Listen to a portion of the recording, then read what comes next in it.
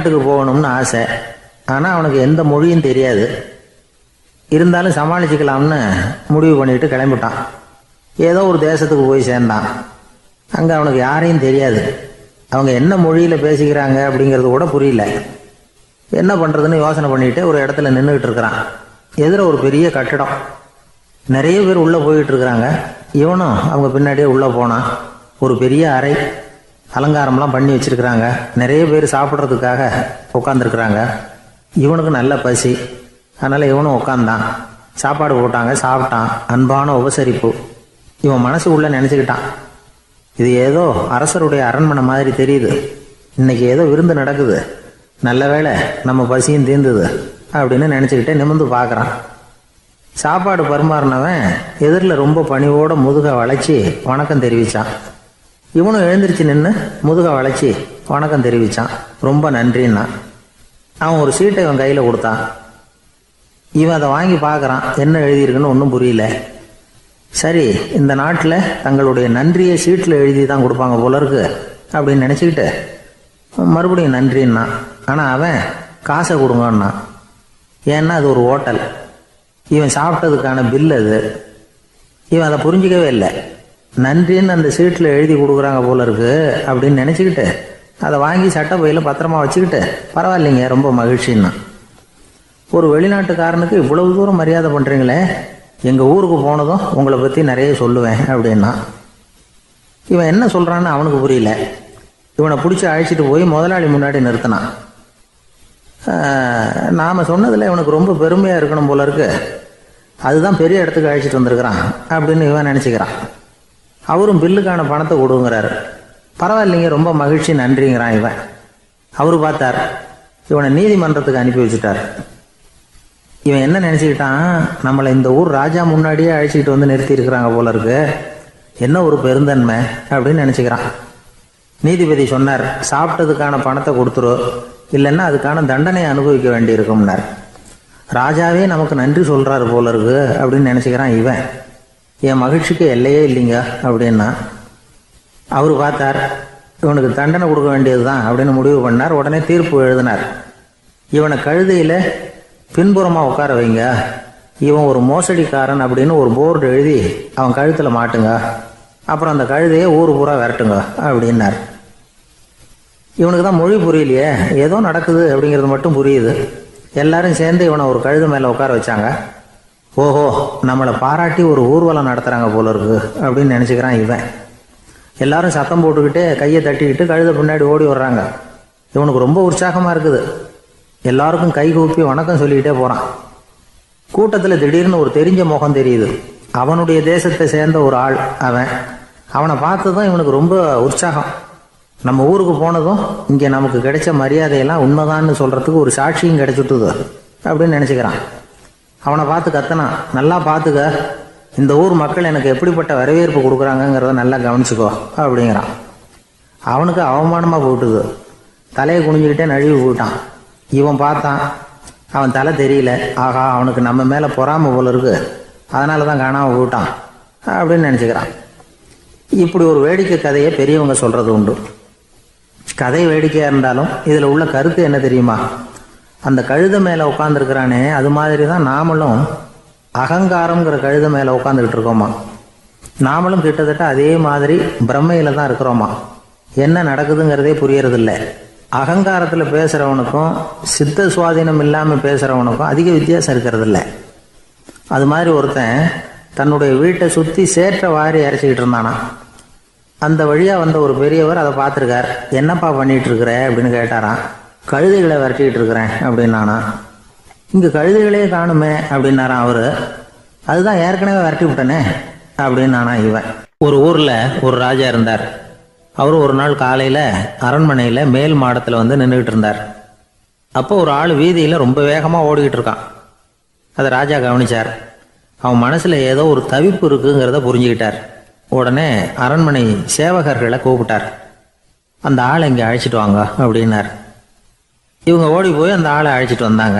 மன்னர் முன்னாடி நிறுத்தினாங்க. மன்னர் அவனை நிமிர்ந்து பார்த்தார். எதுக்காக இவ்வளவு வேகமாக ஓடிக்கிட்டு இருக்கிற அப்படின்னு கேட்டார். இதுக்கு அவன் சொன்னா, மன்னா, நம்ம கோட்டையின் வடக்கு வாசல் இருக்கு இல்லையா, அது ஓரமாக ஒரு பெரிய பாறாங்கல் கிடக்கு. அதுக்கு அடியில் நான் ஒரே ஒரு வெள்ளி நாணயத்தை புதைச்சி வச்சுருக்கேன். அது இப்போ எனக்கு தேவைப்படுது. என்னுடைய மனைவிக்கு ஒரு பரிசு வாங்கி கொடுக்க வேண்டியிருக்கு. அதுக்காக தான் அவசரமாக ஓடிக்கிட்டு இருக்கிறேன் அப்படின்னா. மன்னர் யோசனை பண்ணார். அப்புறம் சொன்னார், அதுக்காகவா இப்படி ஓடுற? பரவாயில்ல, அதை பற்றி கவலைப்படாத. நான் உனக்கு 10 வெள்ளி காசுகள் தர்றேன், வாங்கிட்டு திரும்பி போ அப்படின்னார். இவன் தலையை சொரிஞ்சான். மன்னா, நீங்கள் கொடுக்கறத ரொம்பவும் மகிழ்ச்சியோடு வாங்கிக்கிறேன். இருந்தாலும் அதுக்கப்புறம் அந்த வடக்கு வாசலுக்கு போய் அங்கே இருக்கிற ஒரு நாணயத்தையும் எடுத்துக்கிட்டு போயிடுறேனே அப்படின்னானா. இதை பாருப்பா, அந்த ஒரு நாணயத்தை மறந்துடு, உனக்கு 100 வெள்ளி நாணயங்கள் தரேன் இருக்கார். மன்னா, ரொம்ப மகிழ்ச்சி. உங்கள் மாதிரி தாராள குணம் வேற யாருக்கும் வராது. நீங்கள் கொடுக்குற 100 நாணயங்களையும் வாங்கிக்கிறேன். இருந்தாலும் வடக்கு வாசலுக்கு போய் அதையும் எடுத்துக்கிட்டா 101 ஆயிடுமே அப்படின்னானா. இதை பாருப்பா, அந்த ஒரு நாணயத்தை மறந்துடு, அது எக்கேடாவது கெட்டு போகட்டும். நான் உனக்கு 100 பொற்காசுகள் தரேன், அதையாவது வாங்கிட்டு வந்த வழியிலேயே திரும்பி போடுன்னாரான். தங்க நாணயங்களே தரேன்னு சொல்கிறீங்க, தாராளமாக வாங்கிக்கிறேன். இருந்தாலும் வடக்கு வாசலுக்கு போய் அப்படின்னு மறுபடியும் ஆரம்பித்தான். அரசர் பொறுமை இழந்துட்டார். கடைசியாக ஒரு முடிவுக்கு வந்துட்டார். இதை பாருப்பா, உனக்கு என்னுடைய ராஜ்யத்திலேயே பாதியை கொடுத்துட்றேன், அப்படியாவது திருப்தியாக திரும்பி போ அப்படின்னாராம். மன்னா, உங்களுடைய பெருந்தன்மைக்கு ஈடு இணையே கிடையாது. தேசத்திலேயே பாதி பிரித்து கொடுக்குறேன்னு சொல்கிறீங்க, அதனால் உங்ககிட்ட ஒரு சின்ன வேண்டுகோள் அப்படின்னானா. சொல்லுன்னாராம் மன்னர் ஆர்வமா. இவன் மெதுவாக ஆரம்பித்தான். அப்படி இந்த ராஜ்யத்தை 2ஆக பிரிக்கிறப்போ அந்த வடக்கு வாசல் இருக்கிற பக்கத்தை என்கிட்டயே கொடுத்துருங்கோ அப்படின்னானா. மன்னர் அசந்து போயிட்டார். இந்த கதை எதுக்காகன்னு கேட்டால், மனம்ங்கிறது ஒரு குரங்குங்கிறத புரிஞ்சுக்கிறதுக்காகத்தான். உன்னை பிடிச்சிக்கிட்டா லேசில் விடாது. அப்படிப்பட்ட மனசை அறிவு தான் வழி நடத்தணும். அதில் தான் வாழ்க்கையின் வெற்றி அடங்கியிருக்குது. ஒரு சின்ன பையன் தெருவில் அழுதுகிட்டு இருந்தான். ஏன்பா அழுவுறேன்னு ஒரு பெரியவர் கேட்டார். 1 ரூபா காசை இங்கே தொலைச்சுட்டேன் அப்படின்னா. சரி, அதுக்காக அழாத, அதுக்கு பதிலாக 10 ரூபா தரேன், இந்தா வச்சுக்கோன்னு கொடுத்தார். அந்த 10 ரூபாயை வாங்கி சட்டப்பையில் போட்டுக்கிட்டு அதை விட அதிகமாக சத்தம் போட்டு அழ ஆரம்பிச்சுட்டான். மறுபடியும் ஏன்டா அழறேன்னு கேட்டார் பெரியவர். அந்த 1 ரூபாயும் கிடச்சிட்டுதுன்னா இப்போ என்கிட்ட 11 ரூபா இருக்குமே, இப்போ 10 ரூபா தானே இருக்குது அப்படின்னு சொல்லிவிட்டு அழறான். சங்கீத வித்வான்களில் பல வகை உண்டு. சில குறிப்பிட்ட ராகங்களை பாடுறதுல அவங்களுக்கு பெருமை வர்றது உண்டு. ஆனால் ஒருத்தர் இருந்தார், அவரால் ஒரு ராகத்துக்கே பெருமை வந்தது. அந்த ராகத்தை அவர் வாசித்து கேட்கணும் அப்படின்னு சொல்லுவாங்க. அது என்ன ராகம்னா தோடி ராகம். சரி, அந்த வித்வான் யாருன்னா அவர் தான் திருவாவடுதுறை ராஜரத்னம் பிள்ளை. பேராசிரியர் கல்கி ஒரு சமயம் தம்முடைய பத்திரிகையில் எழுதினாராம். அதை அப்படியே படிக்கிறேன் கேளுங்களேன். ஆஹா, ஸ்ரீ ராஜரத்னம் பிள்ளையின் தோடி ஆலாபனையை முதலில் கேட்டபோது அவருடைய கற்பனையை விட்டு தள்ளுங்கள். நம்முடைய மனதில் என்னென்ன இன்பமயமான கற்பனைகள் எல்லாம் உதித்தன. குழந்தை தாயிடம் கொஞ்சம் குரலை கேட்டோம், அன்னை குழந்தையிடம் கொஞ்சம் குரலை கேட்டோம், ரதியும் மன்மதனும் பேசிக்கொண்ட காதல் மொழிகளை கேட்டோம், முருகன் சிவபெருமான் செவிகுளிர மொழிந்த உபதேசத்தை கேட்டோம், கலைமகள் கவிஞனுக்கு அருளிய ஆசி மொழிகளை கேட்டோம், நாரத முனிவருடைய தம்பூரா சுருதியை கேட்டோம், ராவணன் தன் எலும்பை ஒடித்து வீணையாகச் செய்து வாசித்த கானத்தை கேட்டோம், கானப் பறவைகளின் கலகல ஒலியை கேட்டோம், கோலக் குயில்களின் குரல் இனிமையை கேட்டோம். இப்படிலாம் பேராசிரியர் கல்கி விமர்சனம் எழுதியிருக்கிறார். திருவாவடுதுறை ராஜரத்னம் பிள்ளை அவர்களுடைய வாசிப்பை கேட்டுட்டு TN ராஜரத்னம் பிள்ளை இறந்து போனார். அப்போ கவிஞர் கண்ணதாசன் எழுதினார், செவியனில் ஓடி எங்கள் சிந்தையில் ஓடி இந்த புவியெல்லாம் ஓடி நின்பார் பொங்கிய தோடி வேறிங்கு எவரிடம் போகும் ஐய இனி அதை காப்பார் யாவர் அவிந்தனின் சடலத்தோடே அவிந்தது தோடிதானும் அப்படின்னு எழுதினாராம். அந்த அளவுக்கு அவருடைய தோடியை ரசித்தவர்கள் உண்டு. அதே மாதிரி தோடின்னா என்னன்னு தெரியாமலே அவரை ரசித்தவங்களும் அந்த காலத்தில் உண்டு. அதாவது ஒரு பெரிய சபையில் இவர் வாசிச்சுக்கிட்டு இருக்கிறார். பாதியில் ஒரு பெரிய மனுஷன் உள்ளே வந்தார். அவர் உடம்புல பட்டு வேஷ்டி, ஜருகை, அங்கவஸ்திரம், வாயில் வெத்தலை, வாசனை புகையில, காதில் வைரக்கடுக்கன், கழுத்தில் தங்க சங்கிலி, கை விரல் பூரா மோதிரம், கையில் ஒரு வெள்ளி வெத்தலை புட்டி, உதவிக்கு 2 பேர் பக்கத்தில். இவ்வளவு பந்தாவோடு வரார் கச்சேரி கேட்கறதுக்கு. இப்படி வந்தவர் முதல் வரிசையில் உட்கார்ந்தார். வித்வான் வாசித்து முடித்ததும் இவர் அவரை பார்த்து, ஐயா, நீங்கள் தோடி வாசிக்கிறதுல ரொம்ப கெட்டிக்காரர்னு கேள்விப்பட்டிருக்கேன். அதை கேட்கறதுக்காக தான் மெனக்கிட்டு வந்திருக்கிறேன். அதை வாசிங்களேன் அப்படின்னாராம் இந்த பெரியவர். ராஜரத்னம் பிள்ளைக்கு ஒன்றும் புரியல. ஏன்னா இது வரைக்கும் அவர் வாசிச்சுக்கிட்டு இருந்ததே அந்த தோடி ராகத்தை தான். அதை வாசித்து முடித்ததும் அதை வாசிங்களேன்னு இவர் கேட்குறார். அப்படின்னா இவரோட ஞானம் எப்படிப்பட்டது? இவ்வளவும் கேட்டுட்டு இப்படி கேட்குறாரே அப்படின்னு அவர் யோசிச்சிருக்கிறார் ராஜரத்னம் பிள்ளை. உடனே என்ன பண்ணார் தெரியுமா? பக்கத்தில் ரொம்ப சாதுவாக சுருதி போட்டுக்கிட்டு இருந்த ஒரு முதுகில் ஓங்கி ஒரு குத்து விட்டாராம். அவருக்கு ஒன்றும் புரியல, எதுக்கு நம்மளை அடிக்கிறார் இவர், நம்மளை குத்துறாரு வித்வான்னு. அவர் அதிர்ச்சியால் இவர் நிமிர்ந்து பார்த்துருக்கார். அப்போ ராஜரத்னம் பிள்ளை சொன்னாராம், ஏய்யா ஐயா பெரிய மனுஷன், என்னுடைய பரம ரசிகர், தோடி ராகம் கேட்கணுங்கிறதுக்காக இவ்வளவு தூரம் வந்திருக்கிறார், வந்து வரிசையில் உட்காந்துருக்கார். நீ இந்த சமயம் பார்த்து தோடி ராகம் வாசிக்கிற நாதஸ்வரத்தை வீட்டில் வச்சுட்டு வந்துட்டியே, இப்போ ஐயாவுக்காக அந்த ராகத்தை நான் எப்படி வாசிக்கிறது அப்படின்னு சொல்லிவிட்டு மறுபடியும் முதுகில் ஒரு அடி கொடுத்தாராம். அடி வாங்கினவருக்கே சிரிப்பு அடக்க முடியலையா. எனக்கு இது மட்டும்தான் சார் தெரியும், இதை தவிர வேறு எதுவும் தெரியாது அப்படின்னு சொல்லிக்கிட்டே காலம் தள்ளுறவங்க ரொம்ப பேர். அவங்களெல்லாம் கஷ்டப்பட வேண்டியிருக்கும். ஒருத்தர் தன்னுடைய தொழிலில் ரொம்ப கெட்டிக்காரராக இருக்கலாம், அதுக்காக எப்பவும் அதே ஞாபகத்தில் இருந்துக்கிட்டு உலகியல் அறிவு இல்லாமல் இருந்துடக்கூடாது, அது ஆபத்து. இதுக்காக நம்ம தாத்தா பாட்டிலாம் ஒரு கதை சொல்லுவாங்களே, கேள்விப்பட்டிருக்கீங்களா? ஒரு சமயம் ஒரு 4 பேர் சேர்ந்து வெளியூருக்கு பிரயாணம் போனாங்களாம். அந்த 4 பேர் எப்படி தெரியுமா? ஒருத்தர் வேதாந்தி, இன்னொருத்தர் சங்கீத வித்வான், 3வது ஆள் வைத்தியர், 4வது ஆள் ஜோசியர். இவங்க 4 பேரும் நண்பர்கள். அதனால் சேர்ந்து புறப்பட்டாங்க. வழியில் ஒரு ஊரில் தங்கினாங்க. இருட்டி போச்சு. அதனால் இன்றைக்கி ராத்திரி இங்கேயே தங்கி இருந்துட்டு நாளைக்கு புறப்படலாம் அப்படின்னு தீர்மானம் பண்ணாங்க. சாப்பாட்டுக்கு என்ன பண்ணுறது? அங்கேயே கடத்தெருவுக்கு போய் சாமான்லாம் வாங்கியாந்து சமைச்சி சாப்பிட்லாம்னு முடிவு பண்ணாங்க. 4 பேர் இருக்கிறதுனால ஆளுக்கு ஒரு காரியமாக செய்யலாம் அப்படின்னு வேலையை பிரிச்சுக்கிட்டாங்க. வைத்தியர் கரிகாய் வாங்க போனார், வேதாந்தி எண்ணெய் வாங்க போனார், ஜோசியர் பலசரக்கு வாங்க போனார், சங்கீத வித்வானுக்கு சமைக்கிற வேலை. எல்லாம் சரி. ஆனால் நடந்தது என்ன தெரியுமா? கடைத்தெருவுக்கு காய்கறி வாங்க போனார்ல வைத்தியர், அங்கே போய் மார்க்கெட்டில் பார்த்தார். ஒவ்வொரு கறிகாயாக எடுத்து பார்த்தார். இது பித்தம், உடம்புக்கு ஒத்துக்காது, இது வாயு, உடம்புக்கு ஒத்துக்காது அப்படின்னு ஒவ்வொன்றா தள்ளினார். கடைசியில் ஒன்றுமே தேரல, வெறுங்கையோடு திரும்பி வந்துக்கிட்டு இருக்கிறார். எண்ணெய் வாங்க போனார் வேதாந்தி, அவர் ஒரு தொன்னையில் எண்ணெயை வாங்கினார். பேசாமல் அதை எடுத்துகிட்டு வர வேண்டியது தானே, முடியல. அவருடைய வேதாந்த மூளை சிந்திக்க ஆரம்பிச்சுட்டுது. இந்த தொன்னைக்கு எண்ணெய் ஆதாரமா அல்லது எண்ணெய்க்கு தொன்னை ஆதாரமா அப்படிங்கிற ஆராய்ச்சியில் இறங்கினார். என்னாச்சு தெரியுமா? அப்படி கவுத்து பார்த்தார். வாங்கின எண்ணெய் பூராவையும் வழியில் கொட்டிவிட்டு வெறும் தொன்னையோடு சேர்ந்தார். பலசரக்கு வாங்க போனார் ஜோசியர், அவர் ஒரு வழியில் பார்த்தாரு. வழியில் வந்தவங்களெல்லாம் அங்கங்கே ஒரு மரத்தடியில் உட்கார வச்சு அவங்களுக்கெல்லாம் ஆர்வம் சொல்ல ஆரம்பிச்சிட்டார். அப்படி ஒவ்வொருத்தராக சொல்லி முடிச்சுட்டு கடத்தருக்கு போய் சேர்ந்தார். இவர் அங்கே போய் சேர்றதுக்குள்ளே ரொம்ப நேரம் ஆகிட்டுது. கடையெல்லாம் பூட்டி விட்டு போயிட்டாங்க. என்ன செய்கிறது? அவரும் வெறுங்கையோடு திரும்பி சேர்ந்தார். சரி, இவங்க கதை தான் இப்படி ஆச்சு. அங்கே சமைக்கிறதுக்காக உட்காந்துருந்தார் சங்கீத வித்வான், அவர் கதை என்னாச்சு தெரியுமா? அங்கே அவர் அடுப்பை பற்ற வச்சு ஒலையை கொதிக்க வச்சார். அதாவது ஒரு பானையில் தண்ணியை ஊற்றி அடுப்பில் வச்சார். அது கொதிக்க ஆரம்பிச்சிது. தண்ணி கொதிக்கிற சத்தம் இருக்குதுல்ல, அது இவருக்கு தாளம் போடுறது மாதிரி இருந்தது. ஒரே குஷி, பாட ஆரம்பிச்சிட்டார். பாடிக்கிட்டே உற்சாகமாக கையில் இருந்த கரண்டியால் அந்த பானையில் தட்டினார், தாளம் போடுறதா நினச்சிக்கிட்டு. அவ்வளவுதான், பானை பட்டுன்னு உடஞ்சி போச்சு. தலையில் கையை வச்சுக்கிட்டு அவரும் உட்காந்துட்டார். எந்த தொழில் தெரிஞ்சாலும் சரி, அதை புத்திசாலித்தனமாக பயன்படுத்த தெரியலன்னா ஆபத்து தான். அதுக்காக தான் இந்த கதை. ஒரு பஸ்ஸு டிரைவர் ரொம்ப கெட்டிக்காரர். பஸ்ஸை ரொம்ப திறமையாக ஆபத்து இல்லாமல் ஓட்டினதுக்காக பரிசுலாம் வாங்கினவர். அவரே ஒரு படகு ஓட்டுறதுக்காக அழைச்சிட்டு போயிருக்கிறாங்க, மோட்டார் படகு. அதையும் ரொம்ப திறமையாக தான் ஓட்டிகிட்டு போயிருக்கிறாரு. நடுக்கடலில் போனதும் படகு நின்று போச்சு. மோட்டாரில் ஏதோ கோளாறு. என்ன செய்யலாம் அப்படின்னு அந்த டிரைவரை கேட்டிருக்கிறாங்க படகுல இருந்தவங்கெல்லாம். அப்போ அவர் சொன்னாராம், கவலைப்படாதீங்க, ஒன்றும் பிரச்சனை இல்லை, எல்லாரும் கொஞ்சம் கீழே இறங்கி பின்னாடி தள்ளுங்க, மோட்டார் ஸ்டார்ட் ஆகிடும் அப்படின்னாராம். இமயமலை அடிவாரத்தில் ஒரு மடம். அங்கே ஒரு சன்னியாசி இருந்தார்.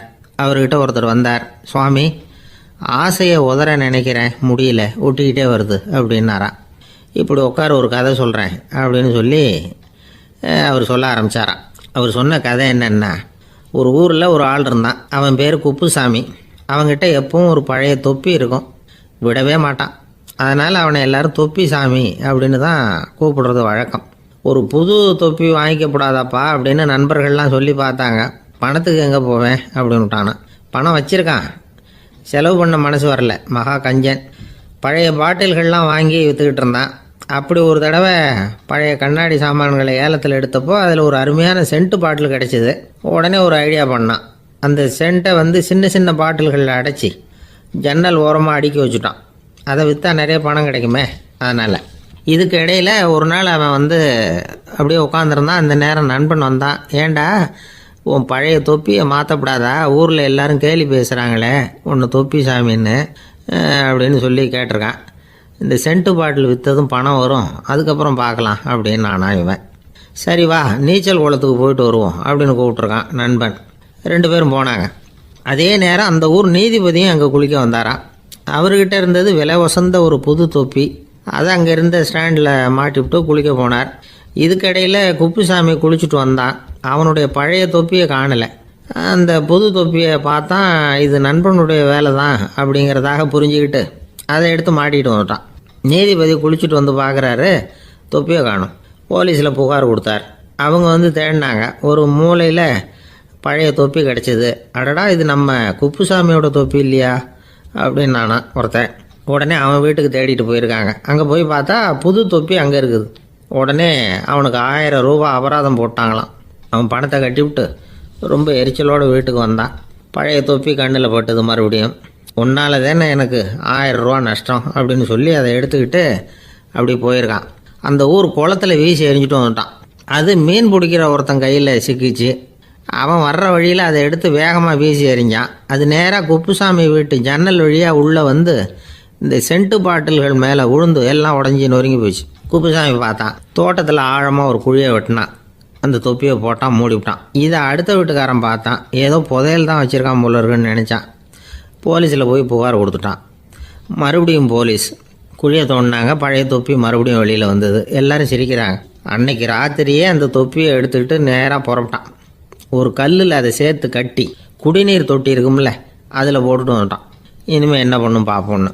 ஒரு நாள் திடீர்னு குழாயெல்லாம் அடைப்பட்டு போச்சு.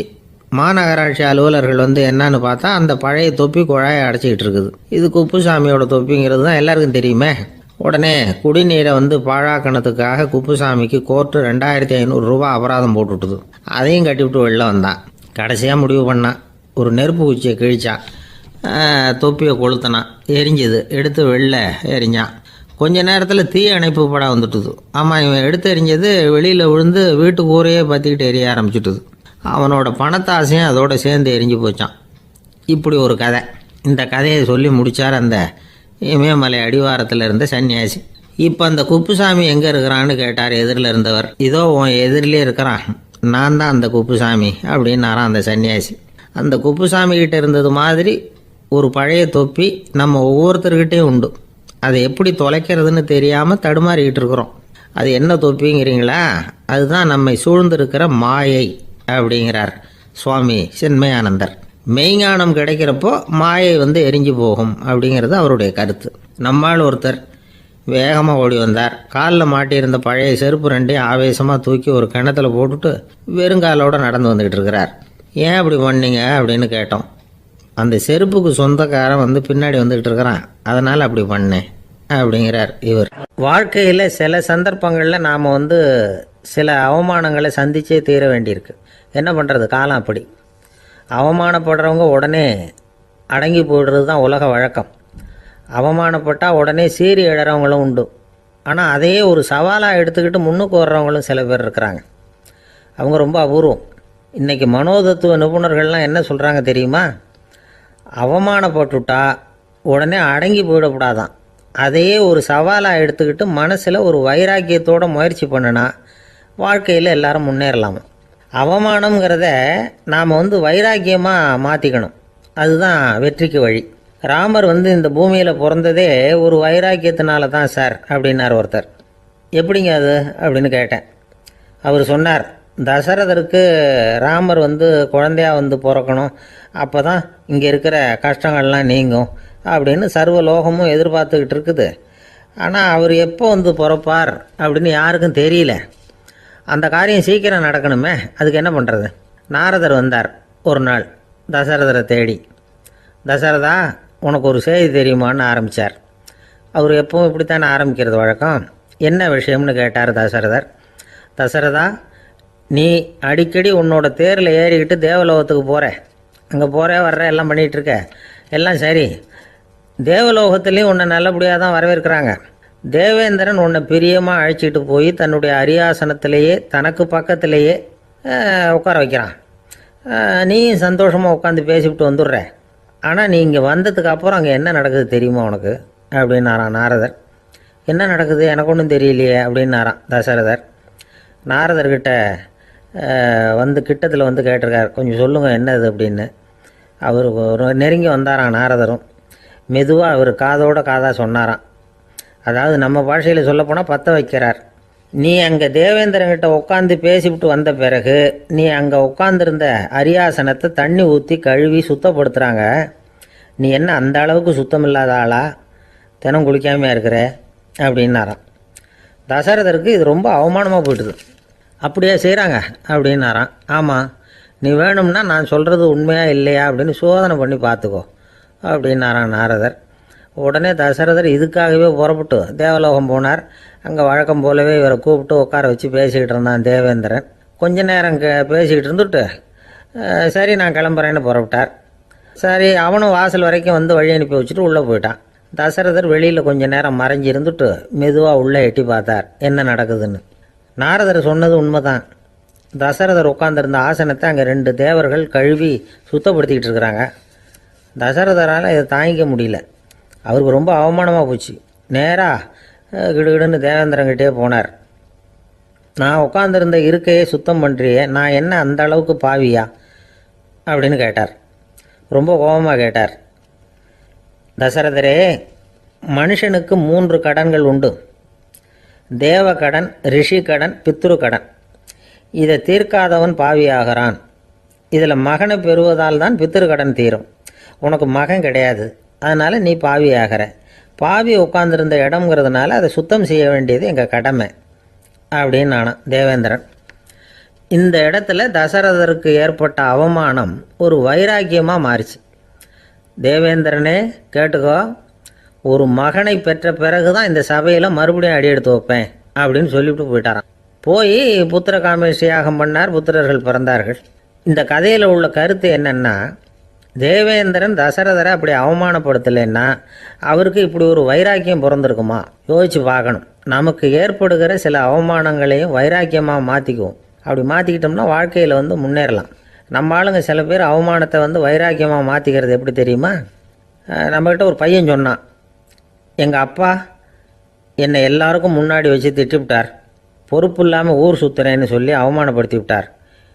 இனிமேல் நீ என் முகத்திலேயே முழிக்காதரா போடான்னு வேற சொல்லிவிட்டார். எனக்கு ரோஷம் வந்துட்டுது. அந்த அவமானத்தை வைராக்கியமாக மாற்றிக்கிட்டேன். அன்னையிலேருந்து அவர் முகத்திலேயே முழிக்கிறது இல்லை அப்படின்னா. அப்படியான்னு கேட்டோம்.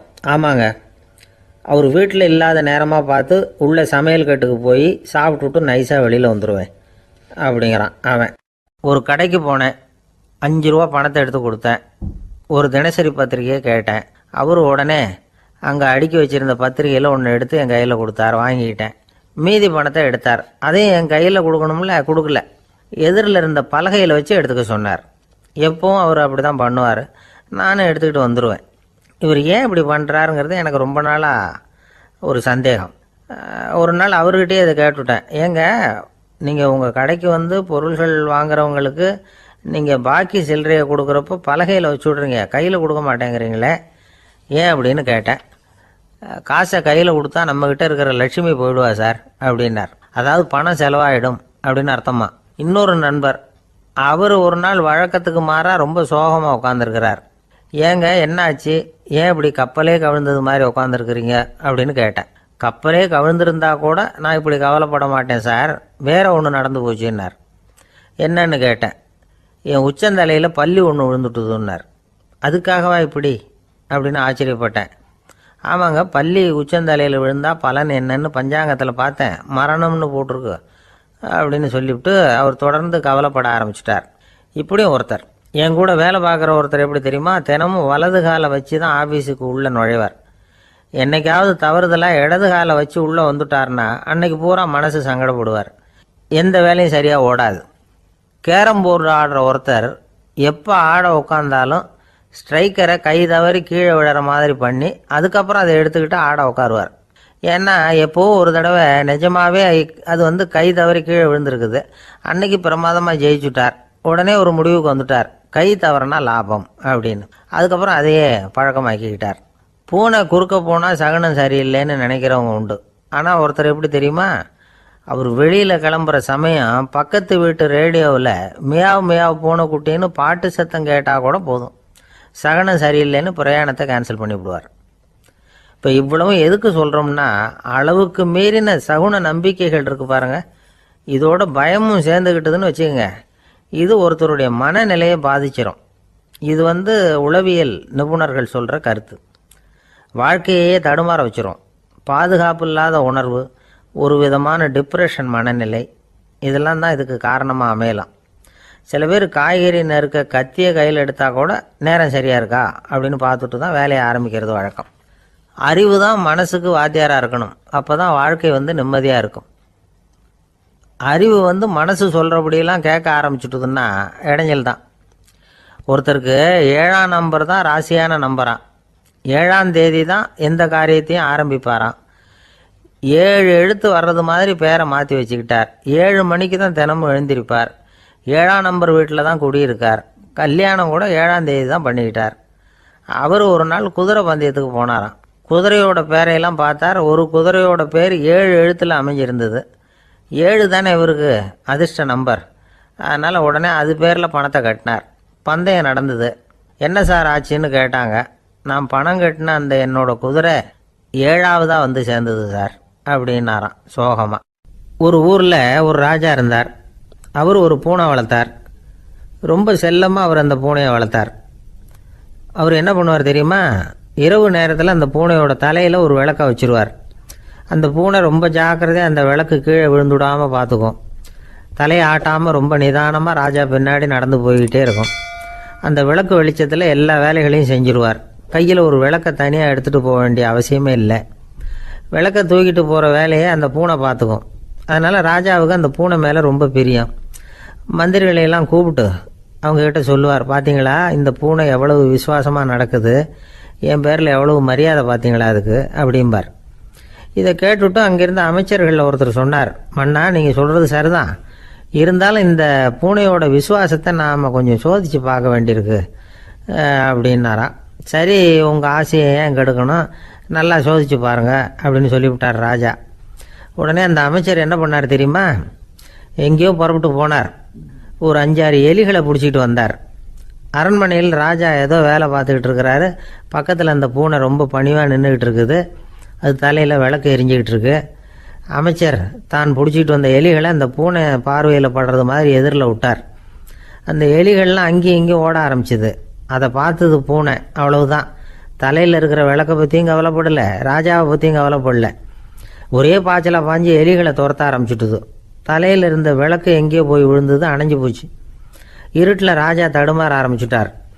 இந்த சமயத்தில் அந்த அமைச்சர் மறுபடியும் விளக்கை ஏற்றினார். வெளிச்சம் வந்தது. அதுக்கப்புறம் அந்த அமைச்சர் பேசினார், அரசே, பூனையோட விசுவாசத்தை பார்த்தீங்களா, எலி அது கண்ணில் படுற வரைக்கும் தான் விசுவாசமாக இருந்தது. அது மாதிரி எலியை பார்த்ததும் எல்லாத்தையும் விட்டுட்டு அதை துரத்த ஆரம்பிச்சுட்டு பார்த்தீங்களா. தான் அந்த பூனையை பற்றி நினச்சது தப்புங்கிறது அதுக்கப்புறம் தான் அந்த ராஜாவுக்கு புரிஞ்சுதான். சரி, இப்போ எதுக்கு இந்த கதையெல்லாம் அப்படிங்கிறீங்களா, இந்த பூனை மாதிரி தான் நம்ம மனசும்.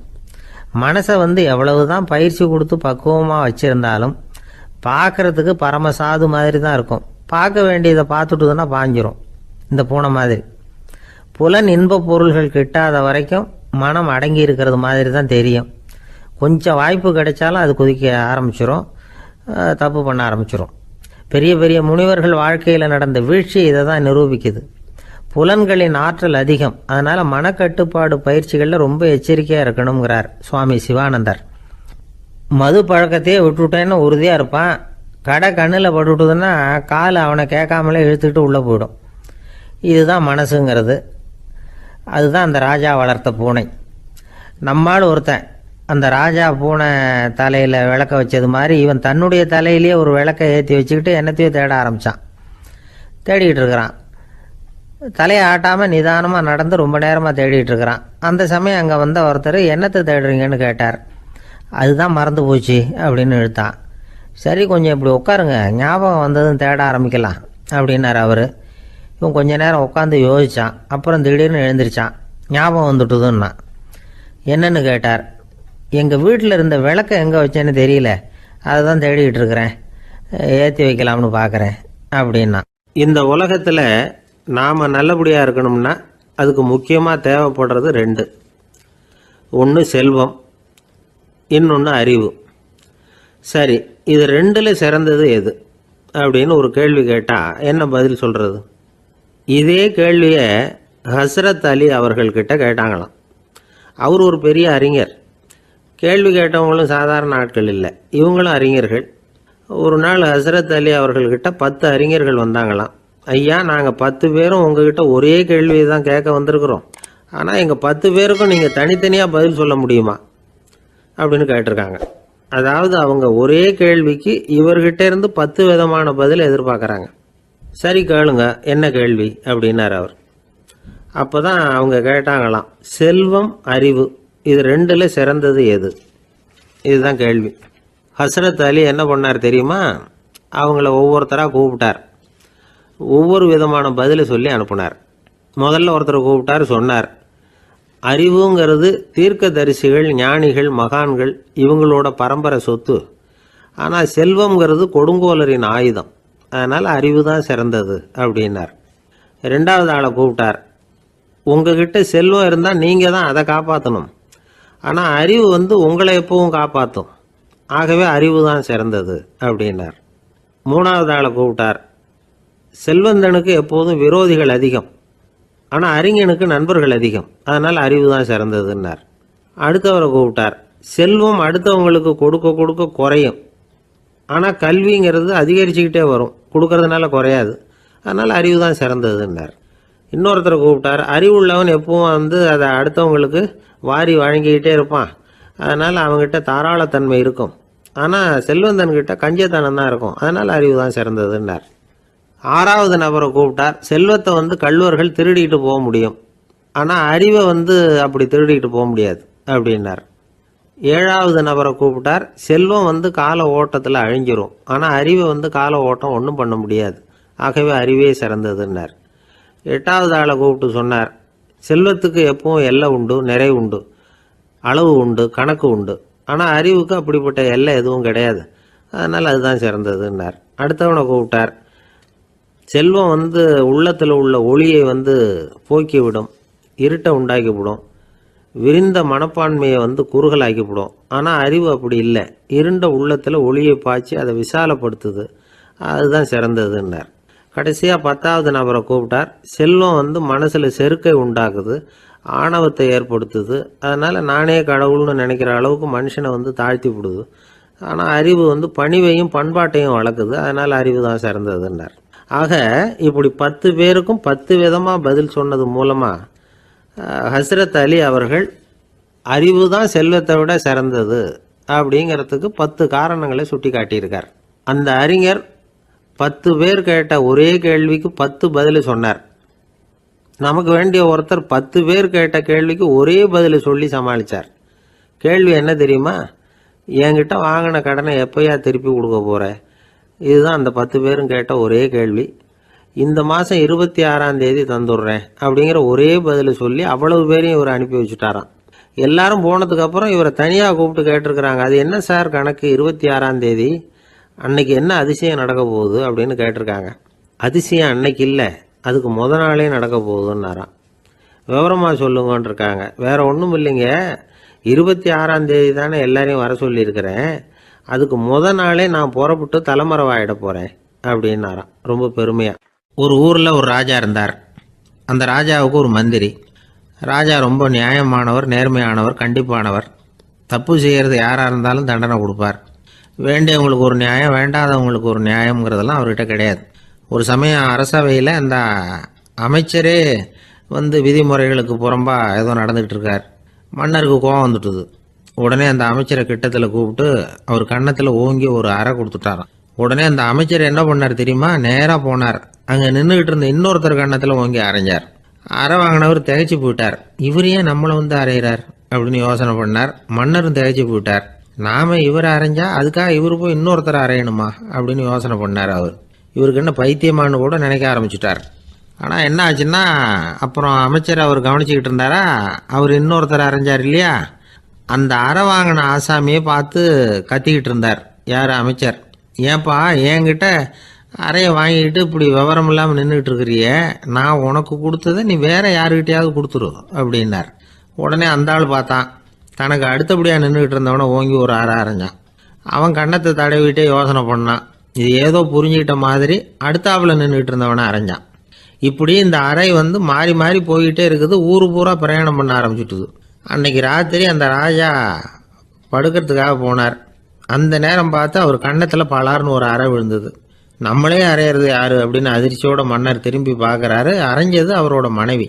என்னாச்சு உனக்குன்னு கத்துனார் ராஜா.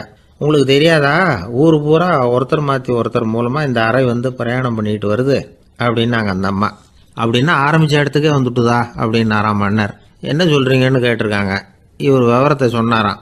அப்படின்னா நீங்கள் ஆரம்பித்து வச்ச இந்த விளையாட்டை நான் முடிச்சு வச்சுட்டேன் அப்படின்னாங்களாம் அந்த அம்மா. மறுநாள் காலை மறுபடியும் அரசவை கூடிச்சு. அந்த அமைச்சர் மன்னரை பார்த்து கேட்டார், என்ன மகாராஜா, என்கிட்ட கொடுத்ததை திருப்பி வாங்கிட்டீங்களா அப்படின்னாராம். இப்படி நடக்கும்னு நான் எதிர்பார்க்கவே இல்லைன்னார் மன்னர். ஆனால் நான் எதிர்பார்த்தேன். அது எங்கே போயிட போகுது, ஊர் பூரா சுற்றி கடைசியில் உங்ககிட்ட தான் வந்து சேரும் அப்படிங்கிறது எனக்கு தெரியும் அப்படின்னார் அமைச்சர். இந்த கதை வந்து வேடிக்கையாக இருந்தால் கூட இதில் உள்ள கருத்து முக்கியமானது. இந்த உலகத்தில் பல கருத்துக்கள் இப்படி தான் மாறி மாறி சுற்றி வந்துக்கிட்டே இருக்குது. நம்மால் ஒருத்தன் தன்னுடைய நண்பன் ஒருத்தனை கடத்தரில் பார்த்தான். உடனே ஓடி போய் பலார்னு ஒரு அறை கொடுத்தானான். அவன் கன்னத்தை தடவிட்டு ஏன்டா என்ன அரைஞ்சேன்னு கேட்டிருக்கான். நீ ஏன்டா என்னை முட்டாள்னு என் மனைவிட்ட போய் சொன்னேன் அப்படின்ட்டுருக்கான் அவன். உன்னை ஒரு முட்டாள்னு சொன்னதுக்காகவா நீ என்ன அரைஞ்ச அப்படின்னு கேட்டிருக்கான் இவன். டேய், நான் அதுக்காக அறையலப்பா, அது ஒரு பெரிய ரகசியம். நான் முட்டாளுங்கிறது அந்த ரகசியத்தை நீ வந்து ஏன் எங்கள் வீட்டில் போய் சொன்னேன், அதுக்காக தான் அரைஞ்சேன் அப்படின்னு நான் அவன். ஒரு இலக்கிய கூட்டம் ஏற்பாடு பண்ணியிருக்கிறோம், நீங்கள் அவசியம் வந்து அதில் பேசணும் அப்படின்னு கேட்டுக்கிட்டார் ஒருத்தர். வேணாங்க, 4 பேருக்கு முன்னாடி வந்து நிற்கிறதுனா எனக்கு ரொம்ப கூச்சமாக இருக்கும் அப்படின்னாரு இவர். ஏன் சார் இன்னமும் குழந்த மாதிரி கூச்சப்படுறீங்களே அப்படின்னார் அவர் ஒரு மாதிரியாக சமாளித்து அனுப்பி வச்சுட்டு அதுக்கப்புறம் அதை பற்றி இவர் யோசித்து பார்த்துருக்கார். சில நிபுணர்கள் எழுதியிருக்கிறத படித்தும் பார்த்துருக்கிறார். மனோதத்துவ நிபுணர்கள் என்ன சொல்கிறாங்க தெரியுமா? 10லேருந்து 20% குழந்தைகள் பிறக்கிறப்பவே கூச்ச சுபாவம் கொண்டதாக தான் இருக்குதான். ஒரு தாத்தா தன்னோட பேர பிள்ளைய ஆசையாக கூப்பிடுறார் விளையாட்டு காட்ட, அதை அழுதுகிட்டு ஓடி போகுது. ஒரு அம்மா தன்னோட பிள்ளைய பள்ளிக்கூடத்தில் சேர்க்கறதுக்காக கூப்பிட்டுக்கிட்டு போகிறாங்க. அந்த புள்ள அம்மாவோட முந்தானையில் ஒளிஞ்சிக்கிட்டு வெளில வரமாட்டேங்குது. இவங்களெல்லாம் எப்படி சமாளிக்கிறது? குழந்தைகளோட கூச்ச சுபாவத்தை போக்குறது எப்படி? இதுக்கு நிபுணர்கள் சில யோசனைகளை சொல்லியிருக்கிறாங்க. மற்றவங்களுக்கு முன்னாடி என் பையனுக்கு கூச்சம் ரொம்ப அதிகம் சார், மற்றவங்க பார்த்தா ரொம்ப வெக்கப்படுறான், இப்படி சொல்கிற அப்பாக்கள் உண்டு. என் பையன் புது மனுஷால பார்த்தா அட்டையாக ஒட்டிக்குவான் சார் அப்படின்னு சொல்கிற அப்பாக்களும் உண்டு. இப்படிலாம் குழந்தைகளுக்கு வந்து முத்திரை குத்துறது ரொம்ப தப்பான். புதுசாக யாராவது வீட்டுக்கு வந்தால் குழந்தை தானாக தன்னோட கூச்சத்தையும் பயத்தையும் போக்கிக்கிட்டு சகஜமாக மாறி வர்றதுக்கு வாய்ப்பு கொடுக்கணுமா. ஒரு கூட்டத்துக்கோ அல்லது சொந்தக்காரங்க கல்யாணத்துக்கோ குழந்தைய அழைச்சிட்டு போகிறீங்க, அங்கே போய் கட்டாயப்படுத்தி குழந்தைய மற்றவங்க கிட்ட பேச சொல்லக்கூடாது. சில சமயம் குழந்தை தானாக தன்னுடைய கூச்ச சுபாவத்தை விட்டு பேசுறதுக்கு முன் வந்தால் அதை பாராட்டணும். குழந்தை கலகலப்பு இல்லாமல் மௌனமாக இருந்ததுன்னா அதையும் கண்டுக்கக்கூடாது. குழந்தை பேச ஆரம்பித்தா அதை ஆர்வத்தோடு கவனிக்க தெரியணும். கலந்து உரையாடுற பழக்கத்தை வீட்லேயே ஆரம்பிக்கலாம். கேட்டதுக்கு பதில் சொல் அப்படின்னு நீங்கள் அதிகாரம் பண்ணிகிட்டு இருக்கக்கூடாது. அது வந்து குழந்தைக்கு பேசுகிற சந்தர்ப்பத்தை குறைச்சிருமா. இப்போ நாம் அதிகாரம் பண்ணால் கேலி செய்கிற பழக்கம் குழந்தைகளை வந்து ரொம்ப பாதிச்சிருமா. பெரியவங்களானதுக்கு அப்புறமும் சில பேர் கூச்சத்தோடவும் பயத்தோடவும் இருக்கிறதுக்கு இதுதான் காரணம். சின்ன வயசில் அவங்கெல்லாம் ஏதாவது கேலிக்கு ஆளாகி இருப்பாங்க. 2வது குழந்தை மூத்த குழந்தைய வந்து கேலிக்கு ஆளாகிற சந்தர்ப்பங்களை கண்டு கேலி பண்ணினா அது இளம் நெஞ்சங்களை விட்டு நீங்கிறதே இல்லையா. எப்பவும் குழந்தையோட நடை உடை பாவனைகளை பற்றி சொல்லிக்கிட்டே இருக்கக்கூடாதான். அதுவே கூச்ச சுபாவத்தை கொண்டுட்டு வந்துருமா. அப்பா எங்கேன்னு யாராவது கேட்டால் இது மாதிரி இன்ன காரியத்துக்காக வெளியில் போயிருக்கார், இத்தனை மணிக்கு திரும்பி வருவார் அப்படின்னு சொல்கிற அளவுக்கு குழந்தைகளை பழக்கப்படுத்தி வைக்கணும். ஃபோன்லேயே யாராவது விசாரித்தா கூட இது மாதிரி பதில் சொல்லு அப்படின்னு சொல்லணும். சின்ன சின்ன மீட்டிங்கில் 4 வாரத்தை பேச தயார் பண்ணலாம். ஒரு கடையிலையோ அல்லது ஹோட்டல்லையோ ஏதாவது விவரம் கேட்கணும்னா உங்கள் குழந்தைய தைரியமாக அனுப்புங்க. குழந்தைகள் பணிவாகவும் பொறுமையாகவும் விவரம் கேட்குறப்போ கூச்ச சுபாவம் தானாக போயிடும். சின்ன வயசுலேயே இப்படிலாம் பழக்கப்படுத்தினா தான் வருங்காலத்தில் தைரியமாக இந்த சமுதாயத்தில் வாழ முடியும். இல்லைன்னா 60 வயசுலேயும் அடுப்பங்கரையை விட்டு வெளில வர்றதுக்கு கூச்சப்பட்டுக்கிட்டு தான் இருக்க வேண்டியிருக்கும். இந்த காலத்து பிள்ளைங்க எவ்வளவோ பரவாயில்ல, எதுக்கும் தயங்குறதில்ல, கூச்சப்படுறதில்ல. ஒரு அம்மா அடுப்பங்கரையிலேருந்து சத்தம் போட்டாங்க, டேய் ராமு, தயவு பண்ணி அந்த டிவியை நிறுத்துறா, அந்த பெண்ணோட குரல் மகா மோசம், அடுப்பங்கரையில் இருக்கிற என்னாலேயே அதை சகிச்சிக்க முடியல அப்படின்னாங்களாம். உடனே பையன் கொஞ்சம் கூட தயங்காமல் பதில் சொல்கிறான், அம்மா இந்த குரல் டிவியிலேருந்து வரல, எழுத்த விட்டு மாமி தான் இங்கே வந்திருக்கிறாங்க, அவங்க தான் இப்போ என்னோட பேசிக்கிட்டு இருக்கிறாங்க அப்படின்னு. நான் வங்க நாவலாசிரியர் சரத் சந்திரர் ஒரு நண்பர் அவர்கிட்ட வந்தார். வழக்கமாக எல்லா எழுத்தாளர்கள்கிட்டையும் கேட்குற ஒரு கேள்வியை கேட்டார். நீங்கள் எழுத்துத்துறைக்கு வந்தது எப்படி? இதுதான் கேள்வி. அதை தெரிஞ்சு என்ன பிரயோஜனம்னார் சரத் சந்திரர். சும்மா சொல்லுங்களேன், தெரிஞ்சுக்கிறேன் அப்படின்னார் வந்தவர். சரி சொல்கிறேன்னு ஆரம்பித்தார். நான் ரங்கூனில் வேலை பார்த்துக்கிட்டு இருந்தேன். சம்பளம் பத்தல, வேலையும் பார்த்துக்கிட்டு ஒரு பலசரக்கு கடை வைக்கலாம்னு நினச்சேன். என்னால் மளிகை கடை வச்சு சரியாக நடத்த முடியுமாங்கிற சந்தேகம் என் மனைவிக்கு. அதை சோதனை பண்ணி பார்க்கணுங்கிறதுக்காக சில பொருள்களின் அளவு, அதோட விலை, இப்படி சிலதை சொல்லி எல்லாத்தையும் மனக்கணக்காக கூட்டி போட சொன்னாங்க. என்னால் சரியாக கூட்டி சொல்ல முடியல. உங்களால் மளிகை கடை நடத்த முடியாதுன்னு சொல்லிவிட்டாங்க. உடனே என்ன பண்ணுறது, வேறு வழி இல்லை, கதை எழுத ஆரம்பிச்சிட்டேன் அப்படின்னார். கேட்டவருக்கு சிரிப்பு வந்துட்டு தான். சரத் சந்திரர் ஒரு பக்கம் சீரியஸான நாவல்கள், சிறுகதைகள் எழுதியிருந்தாலும் அவருடைய இன்னொரு பக்கம் வேற விதம். நண்பர்கள்கிட்ட பேசும்பொழுதும் சரி, அவர்களுக்கு கடிதங்கள் எழுதும் போதும் சரி, கேலியும் கிண்டலும் நகைச்சுவை உணர்வும் அதிகமாக இருக்கும். காந்திஜி ஒரு சமயம் கல்கத்தாவுக்கு வந்திருந்தார். தேசபக்தர்கள் பல பேர் அவர்கிட்ட பேசிக்கிட்டு இருந்தாங்க. அப்போது சரத் சந்திரரும் அங்கே இருந்தார். கிரண் சங்கர் ராய் அப்படிங்கிறவரும் அங்கே இருந்தார். அவர் சொன்னாராம், காந்திஜியோட பழகிய முதல் வங்காளி நான் தான். போயர் யுத்த காலத்தில் இவர் லண்டனுக்கு வந்திருந்தப்போ என்கிட்ட தான் வங்காள மொழி கற்றுக்கிட்டார் அப்படின்னாராம். உடனே சரத் சந்திரர் காந்திஜியை பார்த்து, இவர் உங்களுக்கு வங்காள மொழி கற்றுக் கொடுத்தது உண்மைதானா அப்படின்னாராம். ஆமான்னாராம் காந்தி. அதனால தான் உங்களால் வங்காள மொழி கற்றுக்க முடியல அப்படின்னாராம். எல்லாரும் சிரிச்சாங்களாம். சரத் சந்திரர் சாம்தாபேர் அப்படிங்கிற கிராமத்தில் தங்கியிருந்தார். ஒரு இலக்கிய நிகழ்ச்சியில் கலந்துக்கிறதுக்காக. அதுக்காக ஒரு கல்கத்தாவுக்கு போக வேண்டிய சூழ்நிலை. அதுக்காக புறப்பட்டார். அந்த சமயத்தில் பின்னாடி இருந்து யாரோ அவரை கூப்பிட்டாங்க. இப்படி கூப்பிட்டவரை பார்த்து இன்னொருத்தர் யாரோ அதட்டி இருக்கிறாங்க. போகிறவரை ஏன் இப்படி கூப்பிடுறீங்க அப்படின்னு. ஏன் கூப்பிட்டா என்னன்னு கேட்டிருக்கார் சரத் சந்திரர். புறப்படுறவங்கள பின்னாடி இருந்து கூப்பிடுறது அபசகுனம், போகிற இடத்துல ஏதாவது ஆபத்து வரலாம் அப்படின்னு அதுக்கு விளக்கம் கொடுத்துருக்கிறார் அவர். உடனே சரத் சந்திரர் சொன்னாராம், இதோ இவங்க என்னை இலக்கிய கூட்டத்துக்கு அழைச்சிட்டு போகிறாங்களே, இதை விட வேற என்ன ஆபத்து வந்துட போகுது அப்படின்னாராம். இப்படி சரத் சந்திரருக்கு இயல்பாகவே நகைச்சுவை உணர்வு உண்டு. அவருடைய நண்பர் ஒருத்தர் வீட்டுக்கு கூப்பிட்டுருந்தார். அங்கே ஒரு கச்சேரிக்கு ஏற்பாடு பண்ணியிருந்தாங்க. சரத் சந்திரருக்கு இயல்பாகவே கச்சேரியில் நீண்ட ஆலோசனையெல்லாம் கேட்கறதுக்கு பொறுமை இருக்காது. அதனால் மெதுவாக பாட போகிறவர் எப்படி அப்படின்னு கேட்டிருக்கார். அவருக்கு ரொம்ப நல்லா பாட தெரியும் அப்படின்னு சொல்லியிருக்கிறாங்க. அதுக்கு சரத் சந்திரர், பாட தெரியுங்கிறது சரி, பாட்டை நிறுத்த தெரியுமா, அதை சொல்லுங்கள் முதல்ல அப்படின்னாராம். ஒரு பெரியவர் உட்கார்ந்துருக்கிறார். அவரை சுற்றி அவருடைய தோழர்கள் உட்காந்துருக்கிறாங்க. ஏதோ ஒரு முக்கியமான செய்தியை அவர் அவங்களுக்கு சொல்லிகிட்டு இருக்கிறார். அவங்களும் ஆர்வமாக கேட்டுக்கிட்டு இருக்கிறாங்க. இந்த சமயத்தில் யாரோ ஒரு ஆள் வேகமாக அங்கே வர்றார். வர்ற வேகத்திலேயே எனக்கு ஏதாவது உதவி செய்யுங்க அப்படின்னு கேட்டுக்கிட்டே வர்றார். கேட்கறது உதவி, ஆனால் குரல் மிரட்டுறது மாதிரி இருக்குது, அதட்டி கேட்கறது மாதிரி இருக்குது. இதை கேட்டதும் அந்த பெரியவர் ஆத்திரப்படலை, ஆனால் அவரை சுற்றி இருந்தவங்க ஆத்திரப்பட்டாங்க. இதை பெரியவர் கவனித்தார். கொஞ்சம் அமைதியாக இருங்கன்னார். வந்தவரை கூப்பிட்டார். அவருக்கு சில பொருள்களை கொடுத்தார். என்னங்க இப்போ உங்களுக்கு மகிழ்ச்சி தானே அப்படின்னார். ஆ அப்படின்னு அலட்சியமாக அவர் சொல்கிறார். நான் உங்களை நல்ல முறையில் நடத்தினேன்னா அப்படின்னு கேட்குறாரு அவர் மறுபடியும். அதெல்லாம் ஒன்றும் இல்லை அப்படின்னு சொல்லி அவர் சொல்லிகிட்டு இருக்கிறாரு. குரலில் கடுமை குறையில. சுற்றி இருந்தவங்களால இதை பொறுத்துக்க முடியல. கோபத்தோடு அவரை நோக்கி நெருங்க ஆரம்பித்தாங்க. பெரியவர் அவங்களையெல்லாம் தடுத்து நிறுத்தினார்.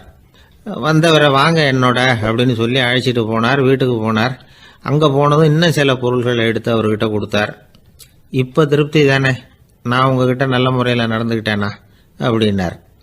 அவர் முகம் இப்போ தான் கொஞ்சம் மலர்ந்தது. ரொம்ப நன்றி, இறைவன் உங்கள் குடும்பத்துக்கு எல்லா நன்மைகளையும் செய்வான் அப்படின்னு சொன்னார். இதே வார்த்தைகளை என்னுடைய தோழர்கள்கிட்டே சொல்லிட்டீங்கன்னா அவங்க கோபம் தணிஞ்சிரும், வர முடியுமான்னார். கண்டிப்பாக வர்றேன் அப்படின்னாரு. மறுநாள் காலையில் அந்த இடத்துக்கு வந்தார். அதே மாதிரி சொல்லிவிட்டு அவர் போயிட்டார். தோழர்கள்லாம் ரொம்ப வியப்போடு பெரியவரை பார்த்தாங்க. அந்த பெரியவர் தான் நபிகள் நாயகம்.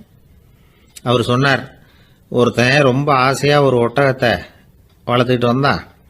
ஒரு நாள் அந்த ஒட்டகம் கயத்தை அறுத்துக்கிட்டு ஓடி போயிட்டுது. அக்கம் பக்கத்தில் இருக்கிறவங்கெல்லாம் அந்த ஒட்டகத்தை பிடிக்கிறதுக்கு முயற்சி பண்ணாங்க. அதை துரத்திக்கிட்டு ஓடினாங்க. ஒட்டகம் தாறுமாறாக ஓட ஆரம்பிச்சுது. இந்த சமயத்தில் ஒட்டகத்தை வளர்த்தவன் அங்கே ஓடி வந்தான். நீங்கள் அதை ஒன்றும் செய்ய வேணாம், விட்டுருங்க. அதோட சுபாவம் எனக்கு நல்லா தெரியும். அதை சுலபமாக என்னோட வழிக்கு கொண்டுட்டு வந்துட முடியும். நான் பார்த்துக்கிறேன், விட்டுருங்க அப்படின்னா. எல்லாரும் விலைக்கு போயிட்டாங்க. இவன் என்ன செஞ்சான் தெரியுமா? கொஞ்சம் புல்லை கையில் எடுத்துக்கிட்டு அந்த ஒட்டகத்தை நெருங்கினான். அவ்வளவுதான். அது ஓடி இவன் காலடியில் உட்காந்துக்கிட்டது. செல்லமாக அதை அப்படியே தடவி கொடுத்தான். முதுகில் ஏறி உட்காந்துக்கிட்டான். அது பாட்டுக்கு சாதுவாக நடந்து போகுது. இந்த கதையை நபிகள் நாயகம் தம்முடைய தோழர்களுக்கு சொல்கிறார். ஒட்டகத்தை மட்டும் இல்லை, சில மனிதர்களையும் கூட சில விதத்தில் அணுகி தான் அவர்களை சீர்திருத்த வேண்டியிருக்குது அப்படிங்கிறத அவங்களுக்கு உணர்த்தினார். இது ஒரு அழகான உளவியல் அணுகுமுறை. சில குடும்ப தலைவர்கள் கூட இந்த ஒட்டகம் மாதிரி நடந்துக்கிறது உண்டு. அப்புறம் அடங்கி போகிறதும் உண்டு. ஒரு குடும்ப தலைவர் காலையில் எழுந்திரிச்சதுலேருந்து சத்தம் போட்டு கத்திக்கிட்டு இருப்பார். பக்கத்தில் இருந்தவங்கெல்லாம் ஓடி போய் சமாதானம் பண்ணி பார்த்தாங்க. அவர் ஓயறது மாதிரி தெரியல. கடைசியில் அவர் மனைவி வந்தாங்க. நீங்கள் எல்லாம் விலகி போயிடுங்க, அவர் சுபாவம் எனக்கு தெரியும், நான் பார்த்துக்கிறேன் அப்படின்னாங்க. சரின்னு எல்லாரும் போயிட்டாங்க. சாயந்தரமாக பார்க்குறாங்க, அவர் சத்தம் இல்லாமல் ஒரு மூலையில் உட்காந்துருக்கிறார். ரொம்ப சாதுவா. ஆச்சரியமாக இருந்தது. என்னம்மா பண்ணீங்கன்னு கேட்டாங்க. அது ஒன்றும் இல்லைங்க, ஒரு வேளை சாப்பாட்டை நிறுத்தினேன், பட்னி போட்டேன், அவ்வளவுதான் அப்படின்னாங்க அந்த அம்மா. அமெரிக்க ஜனாதிபதி ஆப்ரஹாம் லிங்கன் ஒரு நாள் தன்னோட கோச்சு வண்டியில் தலைநகரான வாஷிங்டனுக்கு போயிட்டு இருக்கிறார். கோச்சு வண்டி ஒரு சாலையில் போயிட்டு இருக்கு. அந்த சாலைக்கு ஒரு பக்கத்தில் பயங்கரமான சதுப்பு நிலம். சதுப்பு நிலம்னா அது புதைகுழி, புதை மணல்ங்கிறோம்ல, அது மாதிரி. அந்த சதுப்பு நிலத்தில் யாராவது மாட்டிக்கிட்டா அவ்வளோதான், ஆளை கொஞ்சம் கொஞ்சமாக உள்ள அமுக்கிவிடும். தப்பிச்சு கரையிறது கஷ்டம். அப்படிப்பட்ட நிலம் அது. ஆப்ரஹாம் லிங்கன் ஏதோ ஒரு முக்கியமான அரசாங்க வேலையாக போயிட்டு திரும்பி வந்துகிட்டு இருக்கிறார். அதனால் அந்த சமயத்தில் அவர் விலை வசந்த ஆடைகளை அணிஞ்சிருக்கிறார். அப்படி அவர் அந்த கோச்சு வண்டியில் வந்துகிட்டு இருக்கிறாரு. அந்த சமயத்தில் ஒரு காட்சி அவர் கண்ணில் பட்டுட்டுது. என்ன தெரியுமா? ரோட்டுக்கு பக்கத்தில் இருந்த சதுப்பு நிலத்தில் ஒரு இளம் பன்றி குட்டி சிக்கிக்கிட்டு தவிச்சிக்கிட்டு இருக்குது. பரிதாபமாக கத்திக்கிட்டு இருக்குது. அதை பார்த்தார் லிங்கன். அவருக்கு இன்னும் மாதிரி ஆயிட்டுது. உடனே வண்டியை நிறுத்த சொன்னார். கீழே இறங்கினார். தன்னோட விலை வசந்த ஆடைகளை பற்றி லட்சியம் பண்ணவே இல்லை. தனக்கே ஆபத்து வரலாம்ங்கிறத பற்றியும் கவலைப்படலை. தான் ஒரு குடியரசுத் தலைவருங்கிறத பற்றியும் அவர் நினச்சி பார்க்கல. நேராக அந்த சதுப்பு நிலம் பக்கமாக போனார். அந்த சேத்துல இறங்கி பன்றிக்குட்டியை காப்பாற்றி கரைக்கு கொண்டுட்டு சேர்த்துட்டார். அதுக்கப்புறம் நிம்மதியாக கோச்சு வண்டியில் ஏறி வெள்ள மாளிகைக்கு சேர்ந்தார். ட்ரெஸ்ஸு, உடம்பு பூரா சேறு சகதி. பார்க்குறவங்களுக்கெல்லாம் ஆச்சரியமாக போச்சு. அவங்களுக்கு ஒன்றும் புரியல. இவர் நேராக ட்ரெஸ்ஸு மாற்றிக்கிறதுக்காக போனார். கோச்சு வண்டி ஓட்டிகிட்டு வந்தவங்கிட்ட போய் எல்லாரும் கேட்டாங்க, என்ன ஆச்சு அப்படின்னு. அவர் வர்ற வழியில் நடந்த விவரத்தை சொன்னார். ஆப்ரஹாம் லிங்கனுடைய இந்த இறக்க குணத்தை எல்லாரும் பாராட்டினாங்களாம், புகழ்ந்தாங்களாம். ஆனால் இதுக்கு லிங்கன் என்ன பதில் சொன்னார் தெரியுமா? தயவு பண்ணி இந்த புகழ்ச்சியான பேச்சையெல்லாம் ஒதுக்குங்க, அதெல்லாம் வேணாம். அந்த சின்ன பிராணி சகதியில் மாட்டிக்கிட்டு துடிச்சிக்கிட்டு இருந்தது. அதை பார்த்தேன். உடனே என்னுடைய இதயத்தில் ஒரு முள்ளு தைச்சது மாதிரி ஒரு உணர்வு. அந்த முள்ளை பிடுங்கி எறிஞ்சேன், அவ்வளவுதான். உண்மையில் அந்த பிராணிக்கு நான் உதவினேங்கிறத விட எனக்கு ஏற்பட்ட இன்னலை போக்கிக்கிட்டேன் அப்படிங்கிறது தான் உண்மை. அதுதான் பொருத்தம். அப்படி இருக்கிறப்போ இதில் புகழறதுக்கு என்ன இருக்குது அப்படின்னாரு ஆபிரகாம் லிங்கன். எவ்வளவு யதார்த்தமான வார்த்தைகள் பாருங்க. இந்த காலத்தில் நம்மளையும் பல பேர் அப்படி உண்டு. நீச்சல் தெரியாத ஒரு ஆள் தண்ணியில் இறங்கிட்டான். தண்ணி ஆழம்ங்கிறது அப்புறமா தான் தெரிஞ்சுது. தத்தளிக்க ஆரம்பிச்சுட்டான். வாழ்னு கத்துறான்.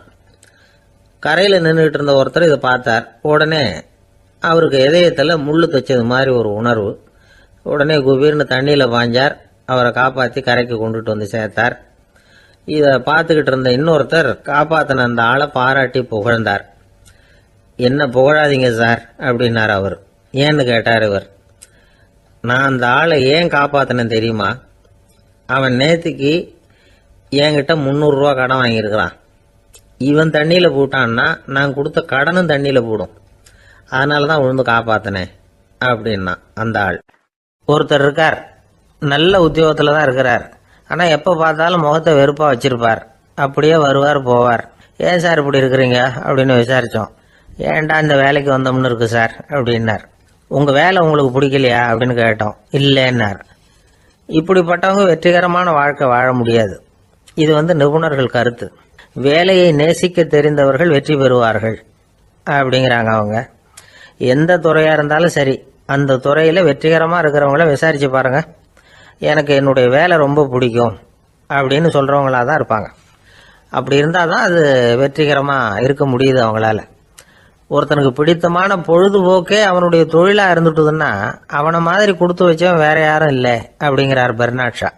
ஒரு தடவை மன்னர் ஹுமாயூன் உயிரை தண்ணீர் முண்டு ஊற்றுகிற தொழிலாளி ஒருத்தர் காப்பாற்றினாராம் அந்த ஹுமாயூன் உயிரை. உடனே மன்னர் கேட்டிருக்கார், உனக்கு என்ன வேணும்னாலும் கேளு தரேன், உயர் பதவி வேணுமா அப்படின்னு கேட்டாராம். மன்னா, மக்களின் தாகம் தீர்க்கக்கூடிய இந்த பணியை விட உயர்ந்தது உண்டா அப்படின்னாராம் அந்த தொழிலாளி. அவரால் அவருடைய வேலையை நேசிக்க முடிஞ்சுது. அதனால் மகிழ்ச்சியாக இருக்க முடிஞ்சுது. நாமெல்லாம் அப்படி இல்லை. வேலை கிடைக்கிற வரைக்கும் கிடைச்சா போதும் அப்படின்னு இருக்கோம். கிடைச்சதுக்கப்புறம் ஏன்டா அந்த வேலைக்கு வந்தோம்னு ரொம்பவும் அழுத்துக்குவோம். சரி, நாம் இருக்கிற இடத்துல நாம் வெற்றிகரமாக இருக்க வழி உண்டா அப்படின்னா உண்டுன்னு சொல்கிறாங்க. அதாவது மன இயல் நிபுணர்கள் இருக்கிறாங்க இல்லையா, அவங்க அதுக்கு முக்கியமாக 6 வழிகள் சொல்கிறாங்க. நீங்கள் ஒரு அலுவலகத்தில் வேலை பார்க்குறவரா அப்படின்னா இதை கேளுங்க. அதாவது உங்கள் மேலதிகாரி எதிர்பார்ப்புக்கு தகுந்த மாதிரி உங்கள் வேலை இருக்குதா? அப்படி இல்லைன்னா முதல்ல உங்கள் வேலையின் தரம் உயரணும். உங்களுக்கு மேலே கீழே வேலை பார்க்குற பணியாளர்கள்கிட்ட நல்ல விதமாக பழகிறீங்களா? அந்த உறவு முறையில் ஏதாவது குறை இருந்தால் அதை கண்டுபிடிச்சி சரி பண்ணுங்க. நம்பிக்கைக்கு உரியவர் அப்படின்னு நீங்கள் பேர் எடுக்கணும். நீங்கள் எடுக்கிற முடிவு நல்ல முடிவாக தான் இருக்கும் அப்படின்னு அடுத்தவங்க சொல்லணும். உங்கள் தோற்றத்துக்கு முக்கியத்துவம் கொடுங்க. இது மனம் உடல் ரெண்டும் சம்பந்தப்பட்டது. அதனால் மனசையும் ஆரோக்கியமாக வச்சுருக்கணும், உடம்பையும் ஆரோக்கியமாக வச்சுருக்கணும். உங்களுடைய நிர்வாகம் செயல்படுற விதத்தை நல்லா புரிஞ்சு வச்சுக்கணும். உங்களுடைய நிர்வாகம் இப்போ ஒரு காரியம் செய்யுதுன்னு வச்சுங்க, ஏன் அப்படி செய்யுது, எதுக்காக அப்படி செய்யுது, அதனுடைய குறிக்கோள் என்ன, அது நீடிக்கிறதுக்கு காரணம் என்ன, இதையெல்லாம் தெரிஞ்சுக்கணும். சிரிப்புக்கு வஞ்சகம் பண்ணக்கூடாது. நல்லா சிரிக்கணும், அப்போ தான் அது திரும்ப கிடைக்கும். கடந்த கால தோல்வியை பற்றி கவலைப்படக்கூடாது. முதலாளி விருப்பம் தெரிஞ்சு நடந்துக்கிறது நல்லது தான். அதுக்காக காக்கா பிடிக்கணுங்கிற அவசியம் இல்லை. உங்களுக்கு ஒரு பொறுப்பான வேலை கிடைக்குது, உடனே சத்தம் குழப்பம் அப்படின்னு